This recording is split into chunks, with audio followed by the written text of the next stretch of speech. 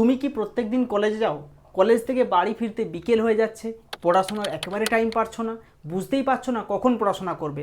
অনেকে মনে হয় মানে এসে পরে ফিরে এসে মনে অনেক ক্লান্ত লাগে, মনে হয় যে আজকে আর পড়বো না, থাক কালকে পড়বো। কিন্তু এই কালকের দিনটা আর আসেই না, প্রত্যেক দিনই এই একই ব্যাপার হয়ে ওঠে।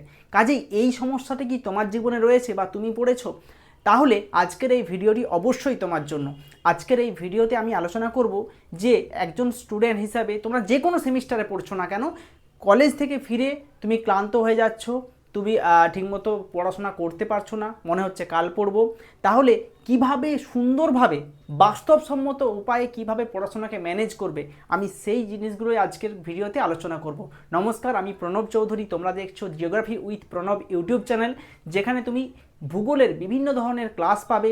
আমি অনলাইন ক্লাস করাই আমার অ্যাপের মাধ্যমে। অ্যাপটি অবশ্যই প্লে স্টোরে রয়েছে, ডাউনলোড করে নিতে পারো। চলো শুরু করি। তার আগে বলে রাখি, যদি এখনও পর্যন্ত ভিডিওটি লাইক করোনি, ভিডিও লাইক করো, চ্যানেলটিকে সাবস্ক্রাইব করে বেল আইকনটিতে ক্লিক করে রাখো।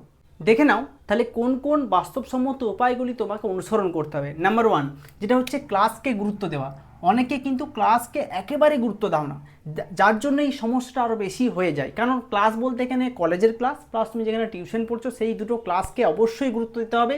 সেই ক্লাস একটাও মিস করা যাবে না। যদি মনে হয় যে ক্লাস করে কি হবে, আমি তো যে মুখস্থ করে নেব, নোটস পেয়ে যাব, না, ক্লাসের গুরুত্ব রয়েছে। কারণ এই ক্লাসে যদি ঠিকমতো পড়াশোনা করে নাও, তাহলে এই যে সময়টুকু তোমার কিন্তু অনেকটা কাজে লেগে যাচ্ছে। যদি তুমি শর্ট নোট তৈরি করে নাও, ওখানে বসে কিছু কিছু ইম্পর্টেন্ট টপিক খাতায় লিখে নাও, তাহলে অর্ধেকটা পড়া ওইখানেই তোমার ক্লিয়ার হয়ে যাবে। কাজেই ক্লাসকে গুরুত্ব দেওয়া অবশ্যই প্রয়োজন। নেক্সট, তুমি কলেজ থেকে বাড়ি ফিরছো, অবশ্যই আর বাড়ি ফিরে যে টায়ার্ডনেসটা থাকে, সেটা তোমার জন্য 1-1.5 ঘন্টা তোমাকে একটুকু রেস্ট নিতে হবে, বিশ্রাম নিতে হবে, বা তুমি একটু ঘুমিয়ে নিতে হবে, যাতে তোমার ওই ক্লান্তিটা দূর হয়ে যায়। তারপরে রিভিশন দরকার। রিভিশন মানে যেটা কলেজে পড়িয়েছে সেটার বিষয়ে তোমার রিভিশন করতে হবে, যাতে ওই যে কলেজে অল্প পড়েছো সেই জায়গাটা আবার রিভিশন করলেতে রিমাইন্ড হয়ে যায়। কাজেই এই জিনিসটা ইম্পর্ট্যান্ট, রিভিশন এবং রেস্ট দুটোই প্রয়োজন। নেক্সট, অল্প অল্প করে শুরু করতে হবে। অর্থাৎ তুমি এসেই মনে করলে যে আমাকে 6 ঘন্টা না পড়লে আমার কিছুই হবে না, আমার টেনশন হয়ে যাচ্ছে, মাথার মধ্যে চিন্তা আসছে, না, অল্প অল্প করে শুরু করো, যেটা তুমি পারবে।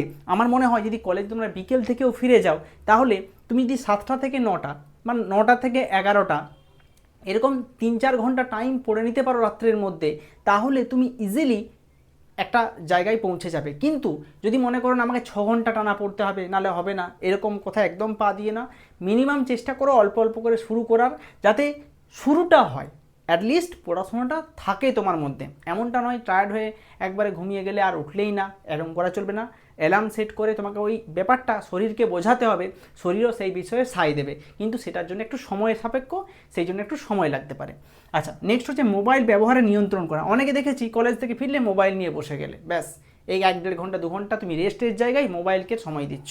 কাজেই এই যে স্ক্রিন টাইম তুমি দিচ্ছ, মোবাইলের স্ক্রিনের সাহায্যে যে আমাদের আলোক রশ্মি আসছে, সেটা কিন্তু চোখকে আরও বেশি টায়ার্ড করে দিচ্ছে।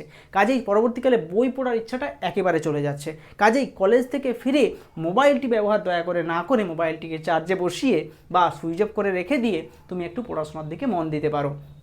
তাহলে ওই বা রেস্ট নিতে পারো, রেস্টের পরে তুমি রিভিশন করো, পড়াশোনা করো। তাহলে কি হবে, ওই টাইমটা তোমার কাজে লাগবে, মোবাইলে যে টাইমটু ব্যয় করছো সেই সময়টা নষ্ট হবে না।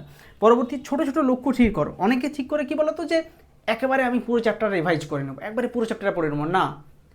আমি সাপোজ জিওমরফোলজির আমি আজকে শুধুমাত্র ওয়েদারিংটুকু পড়বো, ঠিক আছে, আমি দরকার হলে ওয়েদারিংয়ের একটা পার্ট পড়বো, শুধু ফিজিক্যাল কেমিক্যাল ওয়েদারিংটা পড়বো, তাতেও ঠিক আছে, কিন্তু যেটুকু পড়বো সেটুকু ভালোভাবে পড়বো। কাজেই তোমাকে লক্ষ্য ঠিক করে নিতে হবে। দেখো না, একটা আমরা দেখিনি এরকম একটা অনেকগুলো সিঁড়ির ধাপ আছে। আমরা যদি এটা হচ্ছে লক্ষ্য, লক্ষ্যে যদি আমার স্টার নিতে হয়, আমাকে অনেকগুলো ধাপ পৌঁছাতে হবে, তবে আমি লক্ষ্যে পৌঁছে যাবো। তাহলে এই এক একটি ধাপ হবে অল্প অল্প করে পড়া, যাতে তুমি পুরো চ্যাপ্টার শেষ করতে পারো। কাজে এটা হচ্ছে পুরো চ্যাপ্টার, এগুলো এক একটা ছোটো ছোটো লক্ষ্য। এই লক্ষ্যগুলো স্থির করে করেই তোমাকে সিঁড়ি দিয়ে উঠতে হবে। পড়ার টাইম ঠিক করো। অনেকে পড়ার টাইম ঠিক করো না, যে তুমি কতক্ষণ পড়বো এবং কীভাবে পড়বো, তার জন্য প্রপার রুটিন করা প্রয়োজন। আর প্রপার রুটিন করার ভিডিও আমার চ্যানেলে অলরেডি দেওয়া আছে। যে লিখে সার্চ করো geography with Pranab routine video এরকম লিখে সার্চ করো, পেয়ে যাবে। ঠিক আছে, তাহলে পড়ার টাইমটা তোমাকে ঠিক করতে হবে যাতে তোমার সেই টাইমটা তোমার নষ্ট না হয়, সেই অনুযায়ী তোমাকে করতে হবে। আর দিন হচ্ছে গ্রুপ স্টাডি, যেটা বর্তমান যুগে আস্তে আস্তে নষ্ট হয়ে যাচ্ছে। তো তোমাদেরকে বলবো, যারা আমার ভিডিও দেখো, আমার ছাত্র, তোমাদেরকে বলবো গ্রুপ স্টাডিটা অবশ্যই করা প্রয়োজন। গ্রুপ স্টাডিতে অনেক কিছু শেখা যায় এবং কোশ্চেন বিষয়ে আলোচনা করা যায়। এই সমস্তর জন্য কিন্তু গ্রুপ স্টাডিটা একবারে তোমরা করতে থাকো। আর হ্যাঁ, এই সমস্ত বিষয়গুলো আমি আমার অনলাইন ক্লাসে কিন্তু করিয়ে থাকি। অনলাইন ক্লাসে গ্রুপ স্টাডিরও একটা জায়গা রয়েছে, যেখানে সমস্ত স্টুডেন্টরা এক জায়গায় স্টাডি করতে পারছে। কাজেই এই সমস্ত বিষয়গুলি আলোচনা যদি তোমার ভালো লেগে থাকে, অবশ্যই ভিডিওটি লাইক, শেয়ার, কমেন্ট করো এবং চ্যানেলটিকে সাবস্ক্রাইব করে রাখো পরবর্তীকালে আরও ভূগোল সম্পর্কে নতুন নতুন ভিডিও পাওয়ার জন্য। ভিডিও শেষ পর্যন্ত দেখার জন্য অসংখ্য ধন্যবাদ।